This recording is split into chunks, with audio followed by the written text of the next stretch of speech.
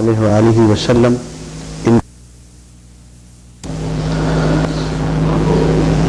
بسم اللہ الرحمن الرحیم قل هو القادر على ان يبعث عليكم عذابا من فوقكم او من تحت ارجلكم او يلبسكم شيعا ويذيق بعضكم بأس بعض۔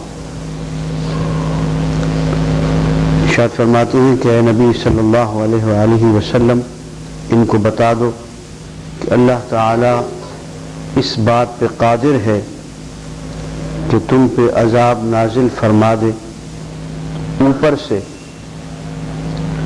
اور عذاب نازل فرما دے تمہارے نیچے سے، زمین سے، تمہارے پاؤں کے نیچے سے۔ او یلبسکم شیعا،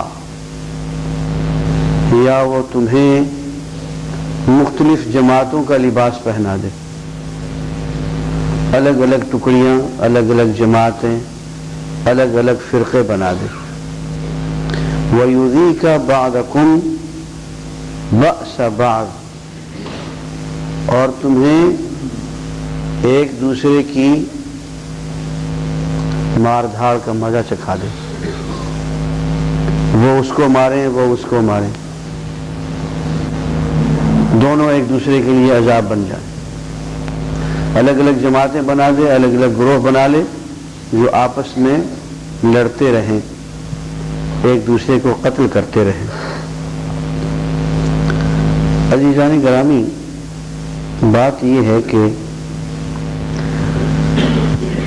ایک حدیث یوں ہے کہ کما تکونون یؤمر علیکم، ایک عذاب کی شکل یہ ہے وہ جس طرح سے تم ہوگے ویسے ہی تم پہ حکومتیں مسلط کی جائیں گی۔ کما تکونون، جیسے تم خود ہوگے، یؤمر علیکم، ویسے ہی تم پہ امیر مقرر کیے جائیں گے، قائد، حکومتیں مسلط کی جائیں گی۔ ایک مقولہ ہے، بعضوں کہتے ہیں حدیث ہے، لیکن میرے خیال حدیث نہیں ہے، قول ہے، اعمالکم عمالکم، تمہارے اعمال ہی تمہارے حاکم ہیں، جو تمہارے اعمال ہوں گے وہی تمہاری حکومتیں بن جائیں گی۔ عزیزان گرامی، یہ تین قسم کے عذاب اللہ تعالیٰ نے بتائے، ایک اوپر سے، ایک نیچے سے، اور ایک آپس میں فرقہ واریت کی شکل میں۔ اوپر کا عذاب آپ نے دیکھا، حضرت لوط علیہ السلام کی قوم پہ پتھر برسے، حضرت نوح علیہ السلام کی قوم پہ بارش آئی اور نیچے سے بھی پانی آیا، وفارت تنور، تنور میں سے پانی نکلنے لگا زمین سے، آتش فشاں پہاڑ زمین میں سے، زلزلے زمین میں سے۔ یہ سب اللہ تعالیٰ کی طرف سے آیات ہوتی ہیں، نشانیاں ہوتی ہیں، ہمیں سمجھانے کے لیے، ڈرانے کے لیے کہ ہم اللہ کی طرف لوٹ آئیں۔ وَلَنُذِيقَنَّهُمْ العذاب الادنی دون العذاب الاکبر لعلہم یرجعون، ایسے ہی ہم انہیں چھوٹے عذاب کا مزہ چکھائیں گے بڑا عذاب آنے سے پہلے۔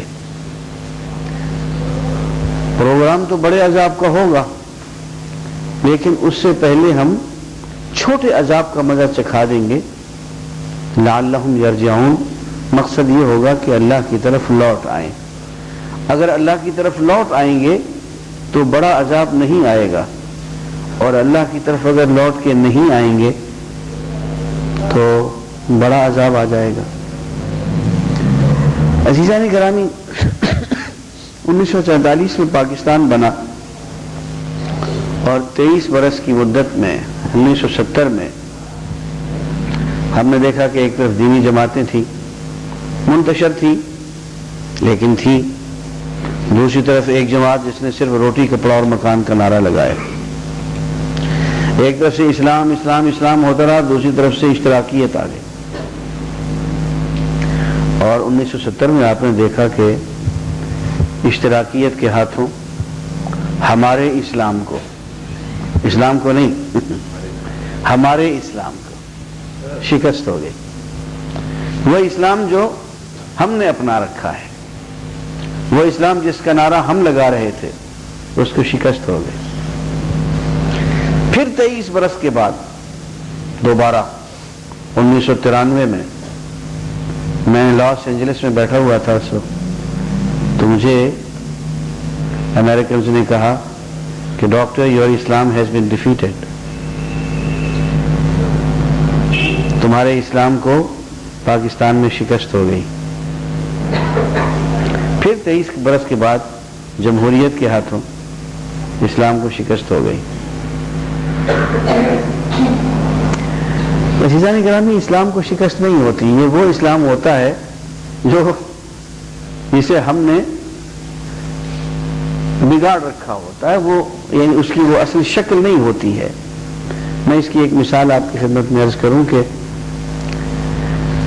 آپ ایک گھس بھرا شیر کسی کمرے میں رکھ دیں، اس کے مقابل اور بچہ آ جائے تو شیر کو دیکھ کے وہ ڈر جائے گا کہ شیر بیٹھا ہوا ہے. لیکن بچہ تھوڑی دیر کے بعد پھر آئے گا دیکھے گا کہ شیر میں حرکت تو ہے نہیں، یہ عجیب شیر ہے جو کہ بلا حرکت ہے. تو وہ ڈرتے ڈرتے سہمے ہوئے وہ شیر کے آہستہ آہستہ قریب آئے گا، دیکھے گا کہ شیر میں اب بھی کوئی حرکت نہیں ہے، شیروں والی کوئی بات تو نہیں ہے، اس میں شکل تو ہے شیر والی، صورت تو ہے، لیکن شیر والا کوئی عمل نہیں ہے.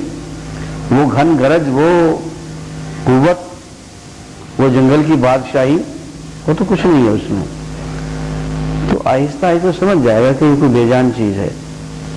وہ قریب آئے گا، اس کے ساتھ کھیلنا شروع کر دے گا، چھوٹا سا بچہ، اور تھوڑی دیر میں شیر کا سارا بھوس نکال دے گا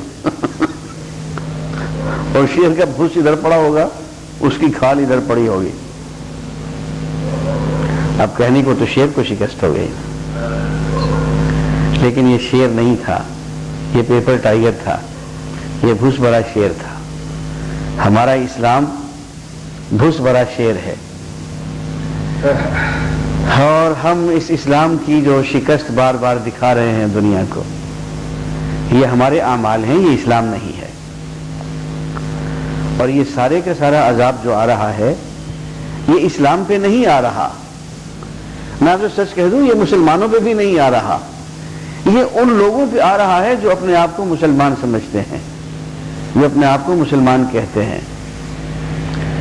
اور میں نے پہلے بھی عرض کیا تھا کہ دیکھیں، اسلام دو چیزوں کا نام ہے، صدق اور امانت.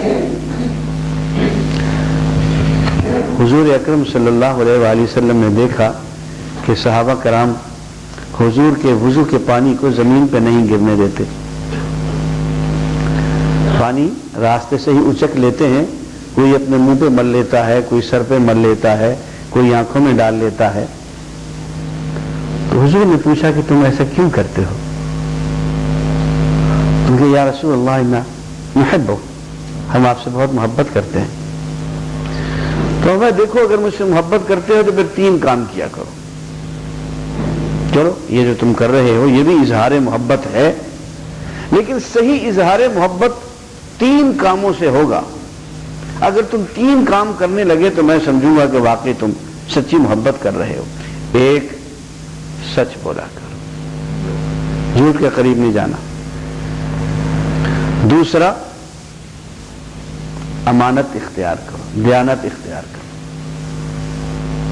اور 3، اپنے ہمسائے کا خیال رکھا کرو، اس کے حقوق ادا کیا کرو. یہ 3 کام اگر تم نے کیے تو میں سمجھوں گا کہ تمہیں واقعتاً سچ مچ مجھ سے محبت ہے. تو عزیزان گرامی، بات یہ ہے کہ ہم من حیث القوم صرف دعوے کی حد تک مسلمان ہیں. یہ صدق اور امانت، اس کا ذرا سے اگر ٹیسٹ ہو جائے، اور جو بات میں اکثر کہا کرتا ہوں، خدا نہ کرے ہمارے کسی بزرگ کا حادثہ ہو، اس کو ہم اسپتال میں داخل کریں، ڈاکٹر لائف سیونگ ڈرگ لکھ دے، آپ لینے جائیں بازار سے، اور وہ فارماسسٹ کہے کہ صاحب یہ ڈرگ تو ہے ہمارے پاس، یہ فورن کی بنی ہوئی ہے، یہ پاکستانی بنی ہوئی ہے، یہ تو کسی کافر کی بنی ہوئی ہے، کسی یہودی فرم کی بنی ہوئی ہے جہنمی، یہ مسلمان کی بنی ہوئی ہے، حاجی صاحب کی فرم ہے۔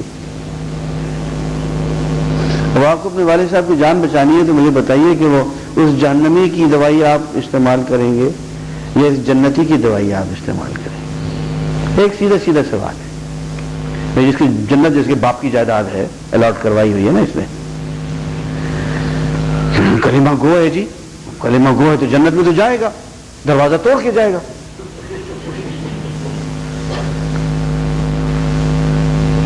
تو ایک نوجوان نے مجھ سے پوچھا سوال جواب میں، کہتے تھے کہ حضور کی حدیث ہے من قال لا الہ الا اللہ دخل الجنہ، حضور کی حدیث ہے، حدیث بھی ٹھیک ہے، جس نے لا الہ الا اللہ کہا وہ جنت میں داخل ہو گیا۔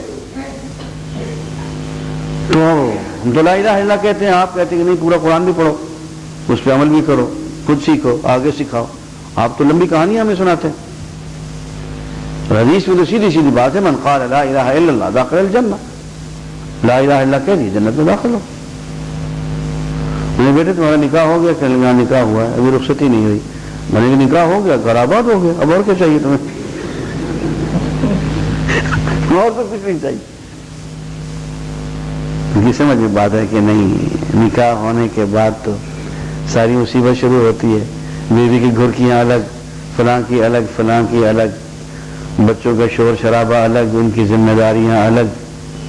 نکاح سے تو ابتدا ہوتی ہے۔ تو میں نے کہا بیٹے جس طرح سے یوں کہتے ہیں نا کہ نکاح ہو گیا گھر آباد ہو گیا، ایسی لا الہ الا اللہ ہوا، یہ نکاح ہو گیا اللہ کے دین کے ساتھ، لیکن ابھی کام تو شروع ہوا ہے۔ ابھی ہم لوگ سمجھتے ہیں کہ دعویٰ کافی ہے۔ بھائی یہ دعویٰ جو ہے لا الہ الا اللہ محمد رسول، یہ عہد ہے کہ ہم اللہ کی کتاب کو پڑھیں گے، حضور کی سیرت کو پڑھیں گے، اللہ کی کتاب کو اپنائیں گے، حضور کی سیرت کو اپنائیں گے۔ یہ عہد کر کے، یہ قول و قرار کر کے ہم اسلام میں داخل ہوتے ہیں۔ تو میں عرض کر رہا تھا کہ دوائی ہم مسلمان کی نہیں لیتے، دوائی ہم باہر کی بنی ہوئی لیتے ہیں، کافر کے ہاتھ کی بنی ہوئی، کہ ہمیں پتہ ہے کہ صدق و امانت میں ہمارے مسلمان کے مقابلے میں وہ کافر زیادہ صادق ہے، زیادہ امین ہے۔ کس اسلام کی ہم بات کریں؟ اور پھر کہتے ہیں کہ ہمارے مقابلے میں وہ زیادہ ترقی یافتہ ہے۔ عزیزان گرامی، فطرت اللہ تعالیٰ کی ذات گرامی دعوے پہ نتائج مرتب نہیں کیا کرتے، اعمال پہ نتائج مرتب کیا کرتے۔